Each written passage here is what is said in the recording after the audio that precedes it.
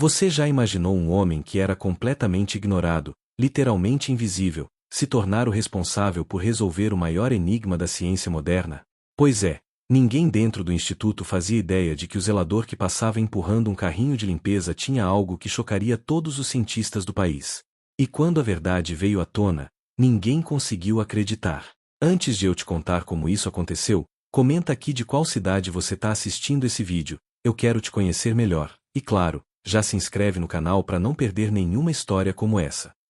Marcos Silva tinha 52 anos e passava despercebido. Todos os dias, às 5 da manhã, ele atravessava os portões do Instituto Avançado de Física Teórica com seu carrinho de limpeza, cumprimentava o segurança noturno com um aceno discreto e subia pelos corredores silenciosos do prédio mais prestigiado da comunidade científica brasileira. Ninguém realmente o via. Os professores passavam por ele discutindo equações complexas, os estudantes de doutorado corriam pelos corredores com pilhas de papers, e os pesquisadores internacionais visitantes nem sequer levantavam os olhos de seus smartphones. Marcos era parte da mobília, tão essencial quanto invisível, como o ar que respiravam ou a luz que iluminava suas mentes brilhantes. Mas Marcos tinha um segredo. Enquanto limpava as salas de aula, lia os quadros brancos antes de apagá-los. Enquanto esvaziava as lixeiras dos escritórios, seus olhos capturavam fragmentos de teorias rabiscadas em papéis amassados. Enquanto passava pano nas mesas da biblioteca, absorvia conceitos de livros deixados abertos. Durante 23 anos, ele havia sido o estudante mais dedicado daquela instituição, sem nunca ter se matriculado em um único curso. Sua educação formal terminara no ensino médio incompleto. Aos 17 anos, precisou trabalhar para ajudar a mãe doente. O sonho de estudar física ficou guardado em algum lugar entre a necessidade e a resignação. Mas o instituto, ironicamente, lhe deu aquilo que ele mais desejava: acesso irrestrito ao conhecimento. Ele apenas tinha que ser invisível o suficiente para pegá-lo. À noite, no pequeno apartamento que dividia com a filha adolescente, Marcos preenchia cadernos com suas próprias anotações. Ele desenhava diagramas, testava equações, conectava pontos que havia coletado durante o dia. Sua filha, Laura, às vezes o observava da porta do quarto, preocupada com aquele pai que dormia apenas 4 horas por noite, obcecado por números e símbolos que ela não compreendia. Pai, você deveria descansar, ela dizia. E ele sorria, aquele sorriso cansado de quem carrega um peso invisível. Logo, minha filha. Logo eu vou descansar. Mas ambos sabiam que isso era mentira. Marcos Silva estava perseguindo algo, uma sombra de compreensão que sempre parecia estar um passo à frente. O que ninguém no instituto sabia era que Marcos não estava apenas aprendendo. Ele estava pensando. E nos últimos 3 anos, ele vinha pensando especificamente sobre o problema da unificação quântica gravitacional, o enigma que havia frustrado as mentes mais brilhantes do século. O problema que prometia unir a física quântica e a relatividade geral em uma única teoria elegante. O santo graal da física moderna. Era um problema tão complexo que havia consumido carreiras inteiras. Prêmios Nobel esperavam por quem o resolvesse. Institutos dedicavam orçamentos milionários à sua solução. E lá estava Marcos Silva, um zelador com ensino médio incompleto, acreditando que poderia ser ele a encontrar a resposta. Se alguém soubesse, ririam. Então, ele nunca contou a ninguém. Foi numa terça-feira chuvosa de agosto que tudo começou a mudar. Marcos estava limpando o escritório do professor Heinrich Miller, um físico alemão visitante conhecido por seu temperamento difícil e sua obsessão pelo problema da unificação. O escritório era um caos de papéis, livros empilhados até o teto e 3 quadros brancos cobertos de equações. Enquanto esvaziava a lixeira, Marcos notou algo peculiar. Entre embalagens de café instantâneo e rascunhos descartados, havia uma sequência de cálculos que chamou sua atenção. O professor Miller havia tentado uma abordagem usando tensores modificados de Ricci, mas abandonara o caminho no meio. Marcos reconheceu a estrutura imediatamente.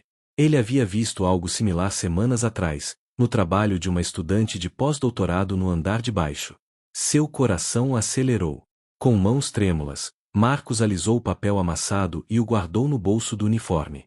Naquela noite, em sua mesa improvisada na cozinha, ele justapôs aquela abordagem abandonada com outras 3 que havia coletado ao longo dos meses. E então ele viu um padrão. Uma conexão que ninguém havia notado porque ninguém tinha visão privilegiada dele. Os físicos do instituto trabalhavam em silos. Cada um protegia ciumentamente suas ideias, competindo por publicações, por reconhecimento, por financiamento. Mas Marcos tinha acesso a todos eles. Ele era invisível, e por isso podia ver tudo. Via o trabalho da doutora Shen sobre geometria não comutativa. Via os experimentos mentais do professor Santos sobre campos quânticos curvos. Via as simulações computacionais da equipe russa sobre loops gravitacionais. E agora, pela primeira vez, ele via como tudo se conectava. Era como se cada pesquisador tivesse uma peça de um quebra-cabeça gigantesco, mas nenhum deles conseguia ver a imagem completa porque estavam ocupados demais protegendo suas próprias peças. Marcos, o homem invisível, podia ver todas as peças simultaneamente. Durante 3 semanas, ele mal dormiu. Preenchia caderno após caderno com cálculos, verificando e reverificando cada passo. Usava sua hora de almoço para consultar livros na biblioteca, memorizando páginas inteiras para revisar em casa. Laura o observava com preocupação crescente. Ele estava emagrecendo, com olheiras profundas, as mãos tremendo de exaustão e cafeína. Pai, você está doente? Ela perguntou certa noite.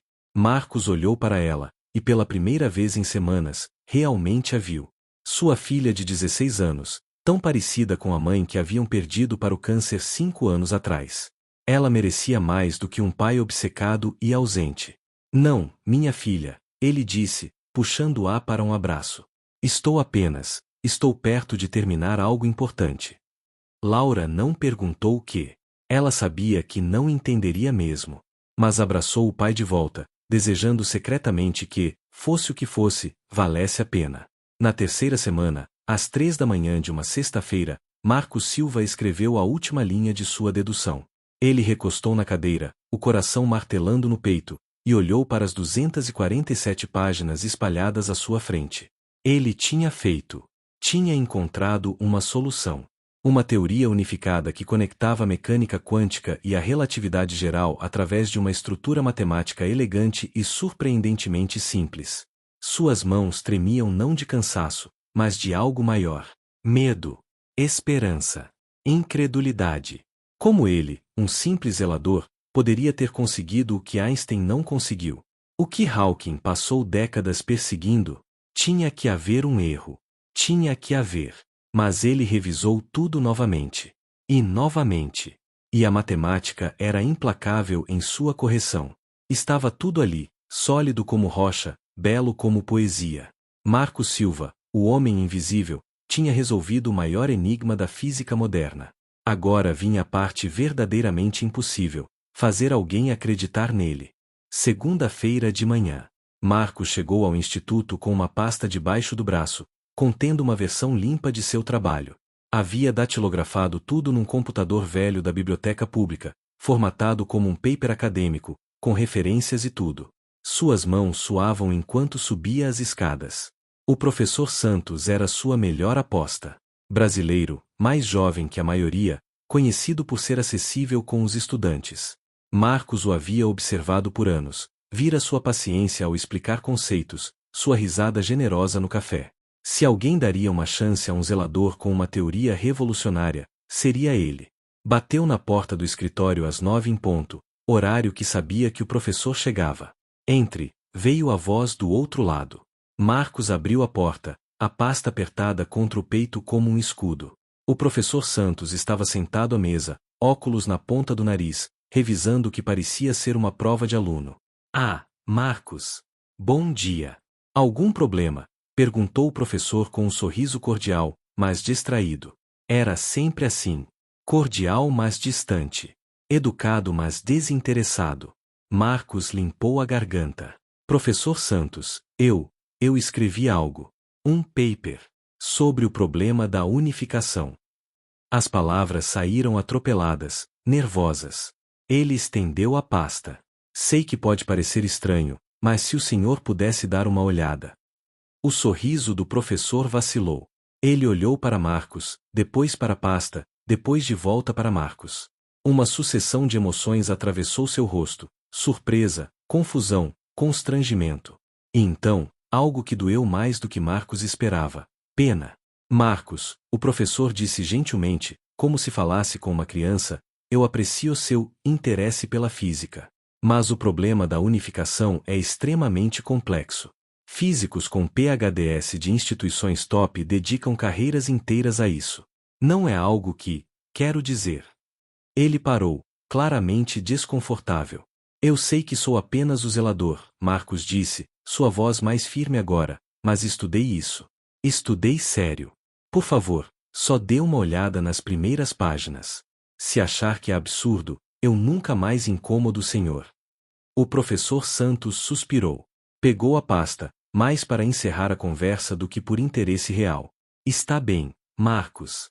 Eu vou dar uma olhada quando tiver tempo. O tom deixava claro que esse tempo nunca chegaria. A pasta foi colocada na pilha de papéis não urgentes na beira da mesa. Marcos saiu do escritório com as bochechas queimando. Ele sabia. Sabia que o professor jogaria aquilo fora sem ler. Sabia pelo modo como seus olhos se desviaram, pelo modo como sorriu aquele sorriso piedoso. Para o professor Santos, aquilo era a fantasia delirante de um funcionário entediado. Uma curiosidade no máximo, uma piada no pior dos casos. Mas Marcos não desistiria tão facilmente. Nas semanas seguintes, ele tentou outras abordagens. Deixou uma cópia na caixa de correio da doutora Shen. Ela a devolveu sem comentários. Enviou uma mensagem educada por e-mail para o professor Miller. Recebeu uma resposta automática e nunca uma real. Até tentou falar com alguns estudantes de pós-graduação na sala de café, mas eles o trataram com a mesma condescendência gentil. O pior foi quando ouviu, limpando um corredor, 2 doutorandos rindo sobre o zelador que acha que resolveu a unificação quântica. A notícia havia se espalhado como piada. Marcos Silva, o homem invisível, de repente era muito visível, mas pelos motivos errados. Era a anedota do instituto, a história que contavam entre cafés. Vocês ouviram sobre o faxineiro? Aparentemente ele é o novo Einstein. Laura notou a mudança no pai. Ele estava mais quieto, mais derrotado. Os cadernos permaneciam fechados. Pai, o que aconteceu? Ela perguntou uma noite.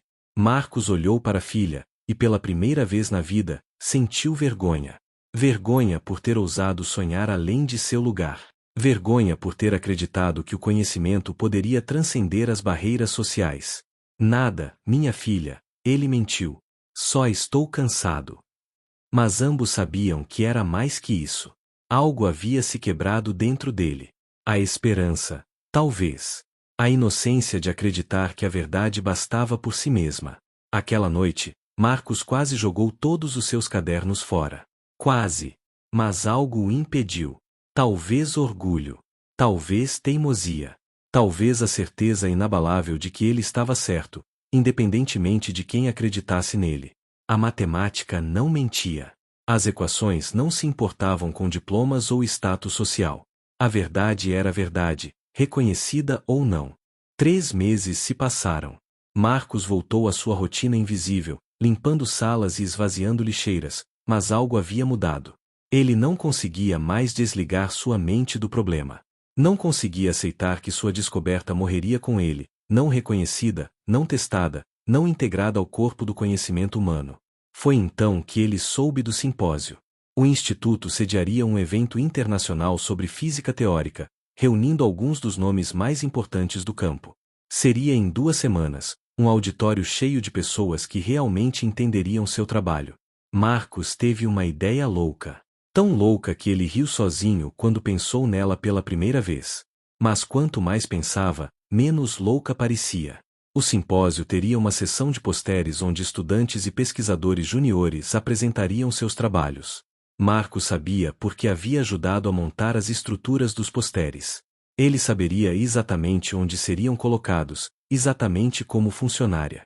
E ele saberia como se infiltrar. Durante 2 semanas, Marcos trabalhou secretamente. Imprimiu seu trabalho em formato de pôster acadêmico na gráfica do centro, usando suas economias. Praticou sua apresentação no espelho, cronometrando para ter exatamente 5 minutos. Comprou uma camisa social e uma gravata simples em um brechó. Ele se transformaria. Só por uma noite, deixaria de ser o zelador invisível. O dia do simpósio chegou. Marcos chegou cedo, como sempre, mas desta vez carregando seu pôster enrolado. Durante seu turno normal, ele montou tudo.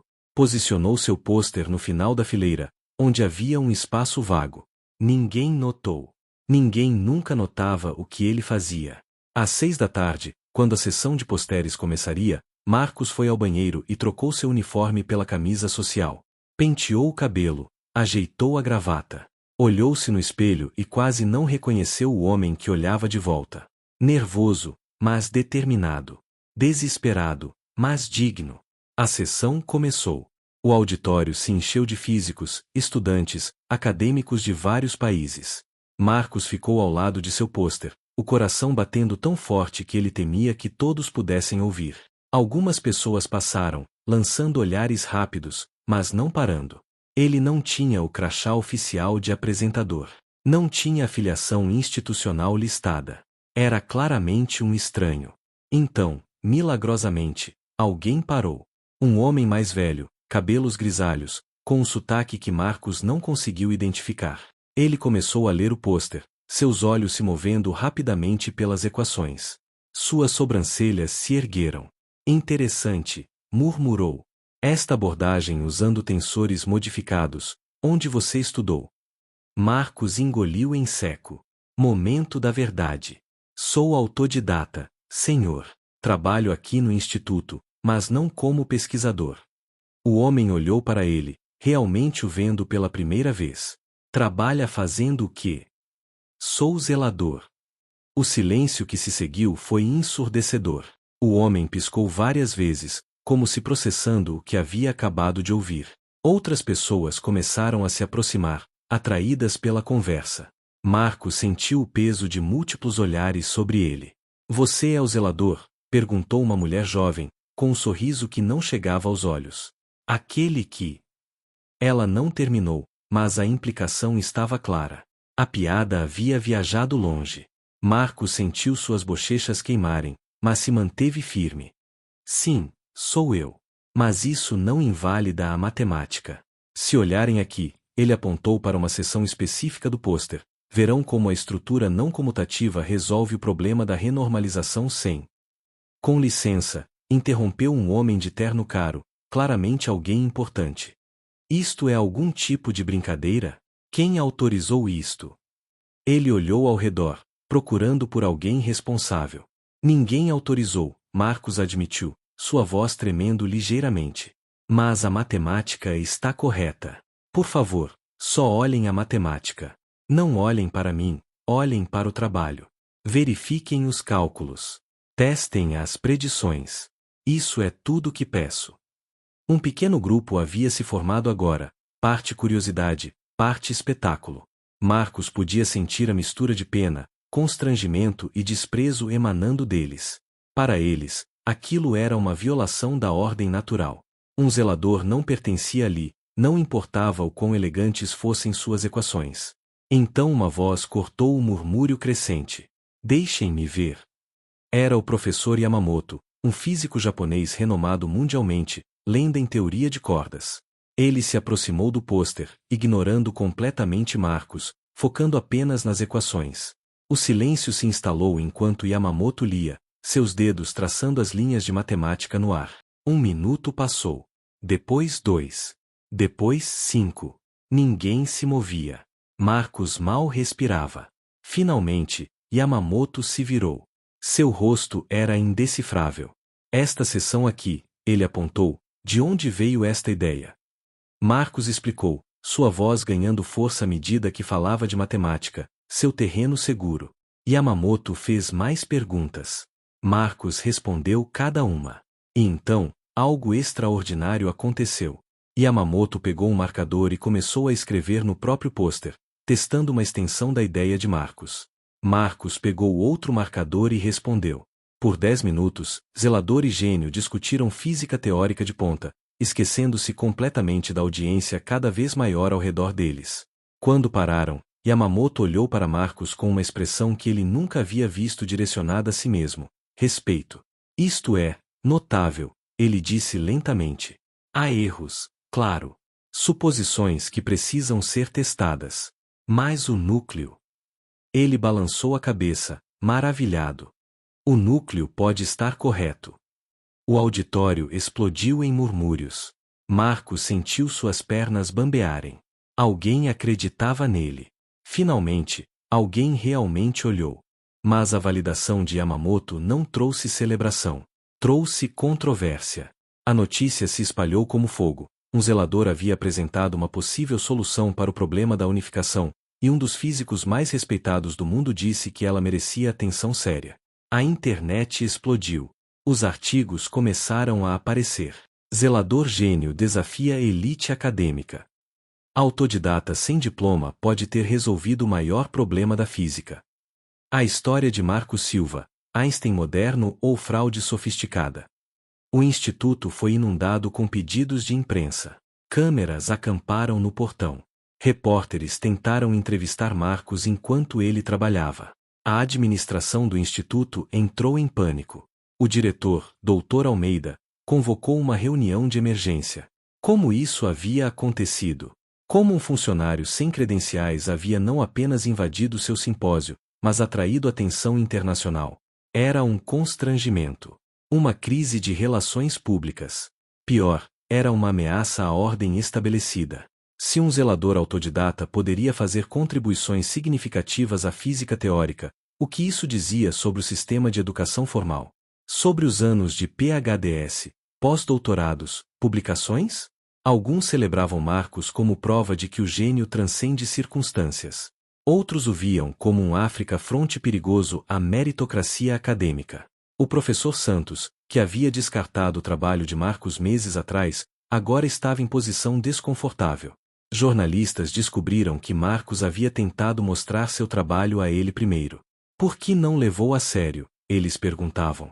Santos não tinha boas respostas. Recebo centenas de propostas não solicitadas, ele se defendia fracamente. Não posso avaliar todas pessoalmente. Enquanto isso, Marcos estava em choque. Sua vida virou de cabeça para baixo literalmente da noite para o dia. Não podia mais trabalhar em paz. Não podia andar pelos corredores sem ser parado. Alguns colegas acadêmicos o tratavam com nova reverência. Outros com ressentimento mal disfarçado. E muitos ainda com ceticismo. Porque o trabalho de Marcos, por mais promissor, estava longe de comprovado. Yamamoto havia dito que merecia atenção séria, não que estava definitivamente correto.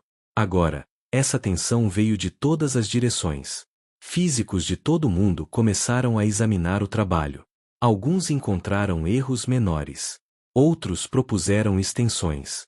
Alguns declararam tudo sem fundamento. O debate acadêmico foi brutal. Papers foram publicados tanto apoiando quanto refutando aspectos do trabalho de Marcos. Conferências foram dedicadas a discuti-lo. O próprio Marcos, sem treinamento formal em defender trabalho acadêmico, foi jogado em um mundo de revisão por pares, crítica metodológica e política acadêmica para o qual estava completamente despreparado. Pai, eles estão dizendo coisas horríveis sobre você online, Laura disse uma noite, lágrimas nos olhos. Era a verdade. Junto com os apoiadores vieram os detratores. Trolls nas redes sociais. Comentaristas dizendo que ele era fraude. Teóricos de conspiração alegando que tudo era truque publicitário do instituto. Elitistas declarando que ele não tinha direito de contribuir à física sem credenciais adequadas. A pressão era esmagadora. Marcos começou a ter ataques de pânico. Não dormia. Não comia direito. O instituto o colocou em licença remunerada enquanto a situação se resolve, mas ele sabia que era para tirá-lo de vista. Era menos zelador que nunca, mas também não era cientista. Estava em limbo, pertencendo a lugar nenhum. Então veio o convite que mudaria tudo. A Universidade de Princeton, onde Einstein havia trabalhado, onde alguns dos maiores físicos teóricos da história haviam lecionado, o convidava para um seminário. Queriam que Marcos Silva apresentasse seu trabalho formalmente, defendesse suas ideias perante seus pares, submetesse sua teoria ao escrutínio adequado. Era a oportunidade e a armadilha ao mesmo tempo. Se fosse bem, sua teoria ganharia legitimidade que a mídia social nunca poderia dar. Se falhasse, seria desacreditado publicamente, definitivamente. Marcos tinha 2 semanas para se preparar. 2 semanas para refinar anos de trabalho. 2 semanas para provar que não era fraude, não era acaso, não era piada. Você vai aceitar? Laura perguntou. Marcos olhou para a filha, depois para os cadernos empilhados na mesa, depois para suas mãos calejadas de anos de trabalho manual. Mãos que também escreveram 247 páginas de matemática que poderiam mudar a física. Vou, ele disse. Porque estou certo. A matemática não mente. E pela primeira vez em semanas, ele sorriu. Não um sorriso de alegria, mas de determinação. O homem invisível estava prestes a se tornar impossível de ignorar. Princeton. A palavra sozinha carregava peso histórico e esmagador. Einstein. Oppenheimer. Feynman. Gödel. Hawking havia dado palestras lá. Cada gigante da física moderna havia caminhado por aqueles corredores. E agora, Marcos Silvas, zelador de Porto Velho, seria adicionado à lista. A incongruência era quase cômica, se não fosse tão aterrorizante. O Instituto ofereceu recursos. Ironia das ironias, agora que Marcos era famoso, eles queriam ajudá-lo. Ofereceram acesso a computadores para verificar seus cálculos. Tempo com professores para revisar seu trabalho. Até um consultor de apresentação para ajudá-lo a organizar a palestra. Marcos aceitou tudo, orgulho engolido pela necessidade. O professor Santos, talvez sentindo culpa por sua rejeição inicial, tornou-se mentor improvável. Eles vão tentar destruir seu trabalho, ele avisou durante uma sessão de preparação. Não pessoalmente, entenda. Mas é assim que funciona a ciência. Cada afirmação será questionada. Cada salto lógico será examinado. Cada suposição será testada. Você precisa estar preparado para defender cada linha. Marcos trabalhava 18 horas por dia. Refinava suas equações, simplificava suas explicações, antecipava críticas. Descobriu que seu trabalho, embora fundamentalmente sólido, tinha lacunas. Lugares onde ele havia feito saltos intuitivos sem prova rigorosa. Lugares onde suas suposições, embora razoáveis, precisavam de validação experimental. Com a ajuda de Santos e outros, ele começou a preencher essas lacunas. Não todas, a física teórica nunca era completa. Mas o suficiente para que o trabalho pudesse se sustentar sozinho. O que começou como 247 páginas de cadernos rabiscados transformou-se em um paper de 89 páginas, denso, técnico, mas elegante. Yamamoto chegou ao Brasil especificamente para ajudar. Os dois passavam horas juntos, o zelador brasileiro e o físico japonês, separados por todo tipo de privilégio exceto um, amor pela verdade. Você tem algo especial aqui, Yamamoto disse durante uma longa noite de trabalho. Não é perfeito. Ciência nunca é. Mas é original. É corajoso. E pode estar correto. Por que o senhor acredita em mim? Marcos perguntou. Quando ninguém mais acreditava. Yamamoto sorriu, uma expressão triste e sábia. Porque eu quase fui você. Cresci pobre em Osaka. Meus pais trabalhavam em fábrica. Professores disseram que eu não era material para a universidade. Mas matemática não se importa de onde você vem. Equações não perguntam seu pedigree. Eu tive sorte, encontrei um mentor que me viu. Você não teve essa sorte. Mas você perseverou mesmo assim. Isso é mais raro que inteligência. As palavras ficaram com Marcos. Não era sobre inteligência. Nunca foi. Era sobre persistência. Sobre recusar-se a aceitar invisibilidade como destino. Sobre acreditar que sua voz merecia ser ouvida, mesmo quando todos ao redor diziam que não. Laura observava as transformações no pai com mistura de orgulho e preocupação. Ele estava mais confiante, sim, mas também mais tenso. O peso da expectativa era visível em seus ombros curvados, nas novas rugas ao redor de seus olhos. Pai, ela disse uma noite, e se não der certo? E se eles rirem de você? Marcos puxou a filha para um abraço.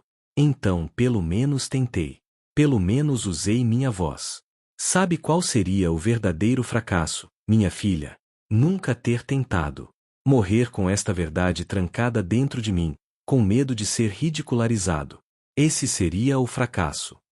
Laura sentiu, não totalmente convencida, mas querendo acreditar. Os dias antes da viagem foram surreais.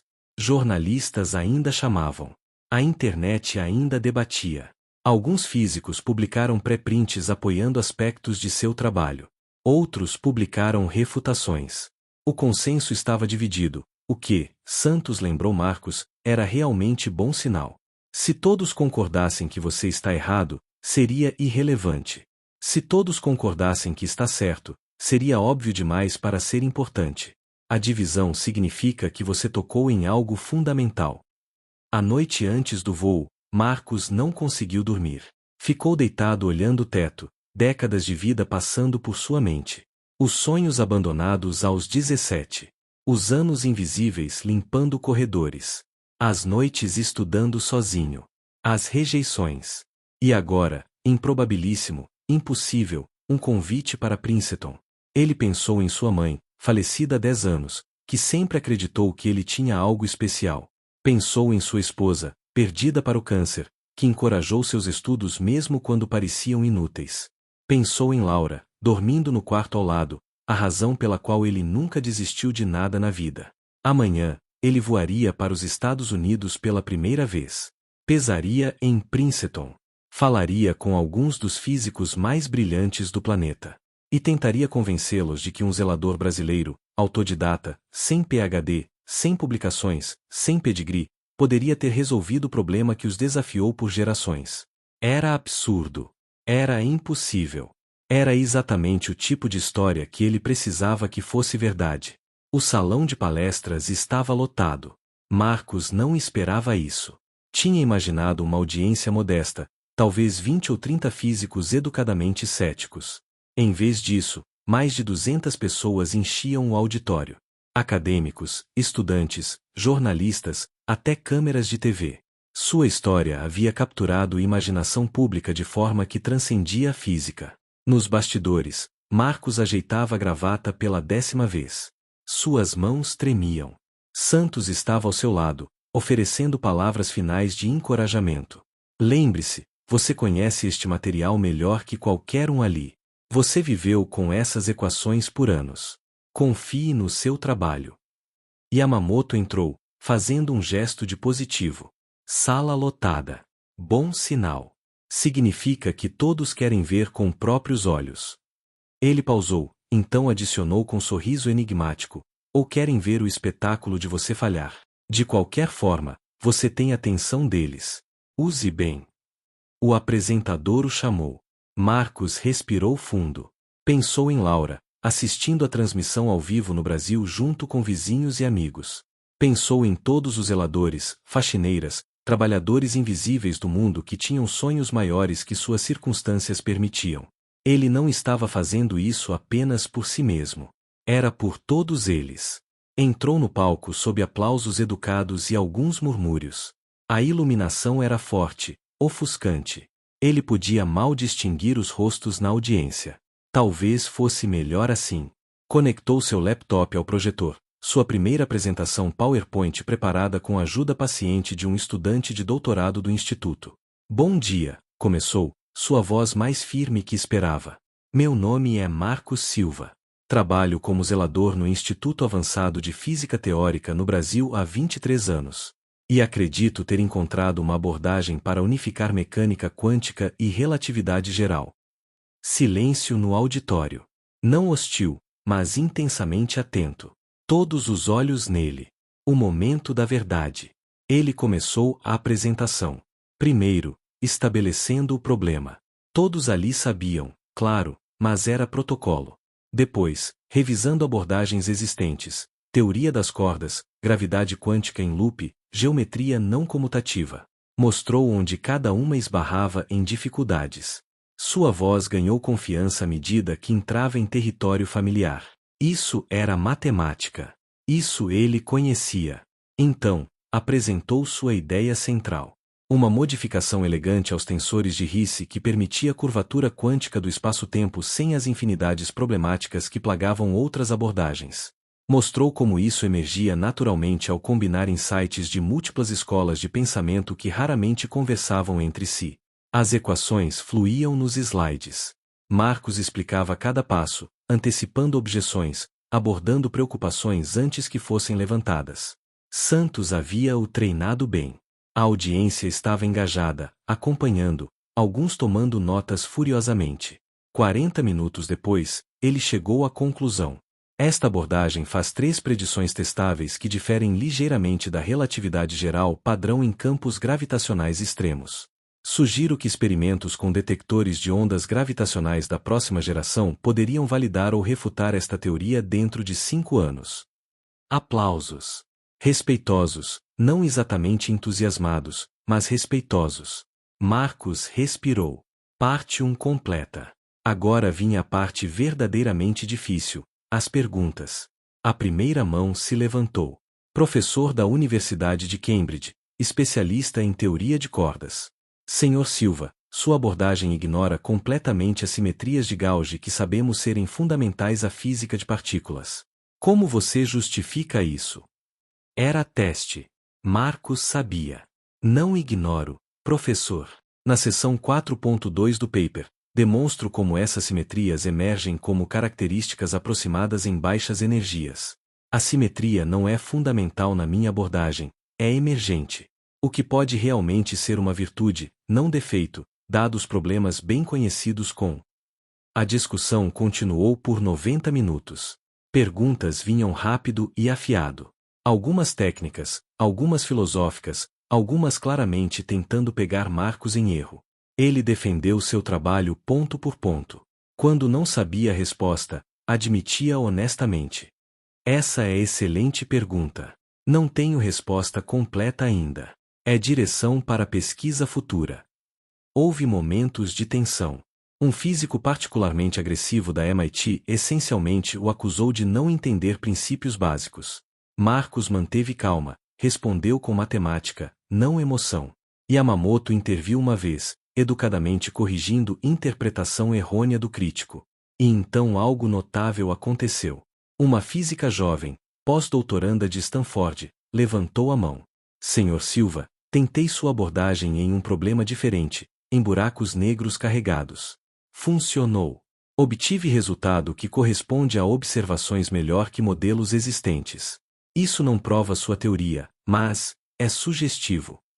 Murmúrios pela sala. Outros admitiram ter testado aspectos do trabalho dele. Alguns encontraram problemas, sim, mas outros encontraram sucessos inesperados. O trabalho estava longe de completo, longe de provado, mas era legítimo. Era física real. Ao final, o moderador perguntou se havia comentários finais da audiência. Uma figura se levantou na última fileira. Levou momento para Marcos reconhecê-lo. Professor Edward Wilson, lenda viva da física teórica, Nobel de Física 20 anos atrás. Tenho trabalhado neste problema por 40 anos, Wilson disse, sua voz carregando pela sala. Vi 1000 abordagens. Tentei centenas eu mesmo. Trabalho do Sr. Silva é imperfeito. Tem lacunas. Tem suposições questionáveis. Mas ele pausou. Tem também algo que vi em poucos trabalhos na minha vida, originalidade genuína. Ele vê o problema de ângulo completamente novo. Pode estar errado. Provavelmente está errado em detalhes. Mas pode também ter tocado em algo profundo. Wilson olhou diretamente para Marcos. Senhor Silva, independentemente de como sua teoria se desenvolve, você fez contribuição. Você nos lembrou que física é sobre ideias, não credenciais. Sobre verdade, não títulos. Você deveria ser orgulhoso. Nós deveríamos ser humildes. A sala explodiu em aplausos. De pé. Marcos sentiu lágrimas picar em seus olhos. Não porque provara sua teoria, ainda não havia feito isso. Mas porque finalmente, ele foi visto. Foi ouvido. Foi reconhecido não como zelador, não como anomalia, mas como físico. 6 meses depois, Marcos estava de volta ao Brasil. Mas nada era o mesmo. Princeton ofereceu uma posição de pesquisador visitante. Ele aceitou, com condição de poder terminar ensino médio e começar graduação formal em física. Aos 53 anos, seria estudante novamente. A ideia o fazia rir. O Instituto Avançado de Física Teórica também mudou. Criaram um programa novo, bolsas para trabalhadores não acadêmicos que demonstrassem interesse e aptidão científica. Programa Marcos Silva, chamavam. Faxineiras, seguranças, funcionários de cafeteria agora tinham caminho para a educação formal se quisessem. Marcos era cético sobre quantos aproveitariam, mas estava feliz que a opção existia. Sua teoria ainda estava em debate. Sempre estaria, assim era a ciência. Mas trabalho experimental estava em andamento. Detectores de ondas gravitacionais sendo calibrados para testar suas predições. Simulações computacionais rodando. Se ele estivesse certo, saberiam em alguns anos. Se estivesse errado, bem, ele teria contribuído de qualquer forma, estimulando novas abordagens, novos pensamentos. Laura estava na universidade agora, estudando jornalismo. Queria contar histórias como a do pai, histórias de pessoas que o sistema ignorava mas que tinham algo importante a dizer. Marcos não poderia estar mais orgulhoso. Uma tarde, Marcos voltou ao instituto, não para limpar, mas para dar palestra para estudantes de graduação. Enquanto caminhava pelos corredores familiares, viu um novo zelador, um jovem chamado Roberto, empurrando o carrinho de limpeza. Marcos parou. Roberto, certo? O jovem olhou surpreso que Marcos soubesse seu nome. Sim, senhor. Marcos sorriu. Por favor, só Marcos. Eu costumava ter seu trabalho. Roberto sabia. Claro. Todo mundo no instituto sabia a história. Posso perguntar algo? Roberto disse nervosamente. Como? Como você aprendeu tudo? Enquanto trabalhava. Marcos gesticulou para os quadros nas salas ao redor deles, os livros na biblioteca visível no corredor. Eu prestei atenção. Fiz perguntas, mesmo quando não tinha a quem perguntar. Escrevi tudo. E nunca acreditei que meu trabalho definia meus limites. Ele colocou mão no ombro de Roberto. Você tem curiosidade sobre algo aqui? Física, matemática, qualquer coisa. Roberto hesitou, depois assentiu. Astronomia. Sempre gostei de estrelas. Marcos sorriu. Vou te emprestar alguns livros. Bons. Para começar. E se tiver perguntas, sabe onde me encontrar. Na palestra, Marcos falou para a sala cheia de estudantes, alguns céticos, alguns inspirados. Ele não falou apenas de sua teoria. Falou sobre invisibilidade. Sobre como sociedade decide quem tem direito de contribuir para conhecimento. Sobre como genialidade pode existir em lugares que nunca pensamos em procurar. Física não é para elite, disse. É para qualquer um curioso sobre como o universo funciona. Einstein era funcionário de escritório de patentes quando desenvolveu relatividade. Faraday era encadernador de livros. Ramanujan era funcionário de escritório na Índia. Gênios não perguntam suas credenciais. Ela apenas pergunta, você está disposto a pensar profundamente? Está disposto a trabalhar duro? Está disposto a falhar 1000 vezes até acertar? Ele pausou, olhando para a audiência. Eu falhei por 20 anos antes que qualquer um me ouvisse. 20 anos de ser invisível. Mas sabe o que aprendi? Invisibilidade pode ser dádiva. Ninguém estava me dizendo o que pensar. Ninguém estava me limitando a paradigmas existentes. Eu estava livre para conectar ideias que pessoas treinadas demais no pensamento convencional nunca conectariam. Depois da palestra, estudantes o cercaram com perguntas. Não sobre equações, mas sobre coragem. Sobre persistir quando ninguém acredita. Sobre encontrar valor em si mesmo quando o mundo não vê nenhum. Marcos respondeu cada um, paciente, carinhoso, lembrando-se de quando era ele fazendo essas perguntas ao espelho. Aquela noite, em casa, Marcos abriu o caderno novo. Em branco, esperando.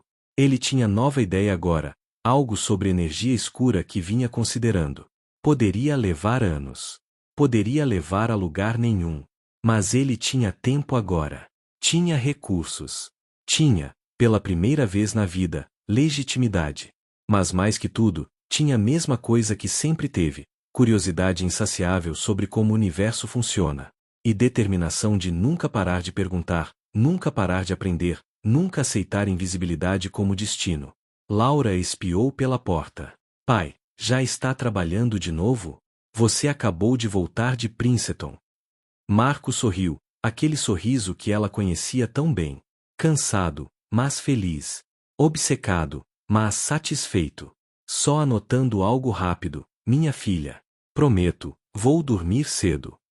Mentira, ambos sabiam. Mas era mentira bonita. Mentira de alguém apaixonado pelo que faz. Laura balançou cabeça, sorrindo. Você sabe que é famoso agora, certo? Poderia relaxar um pouco. Marcos riu. Fama não muda o trabalho. O universo não se importa se sou famoso. Ele apenas é. E eu apenas quero entendê-lo. Ele olhou para a filha, realmente olhou. Ela estava crescida agora, pronta para conquistar o mundo do jeito dela.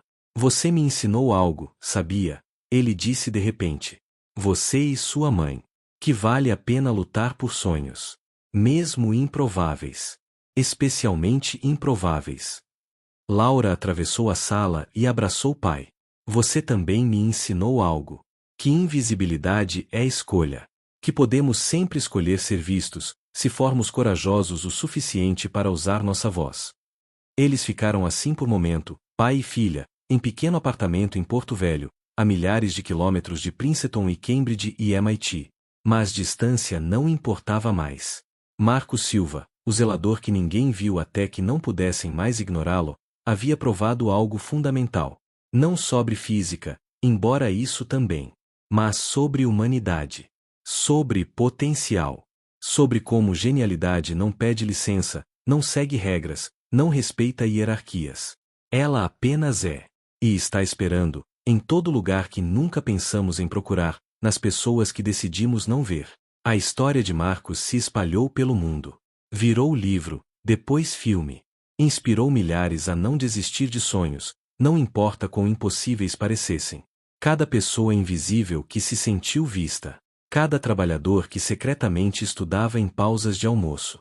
Cada mente brilhante presa em circunstâncias que não refletiam sua capacidade. Eles viram Marcos Silva e pensaram, talvez.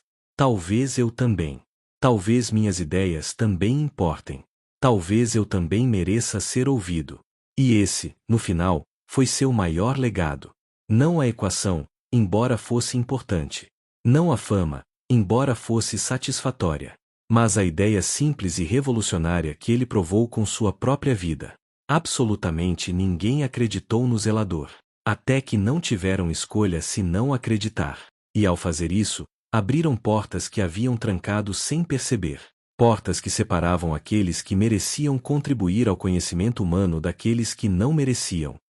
Marcos Silva escancarou essas portas. E convidou todos a entrar. Baseada em princípios reais. Genialidade não tem pedigree, curiosidade não tem fronteiras, e a verdade não se importa com quem a descobriu.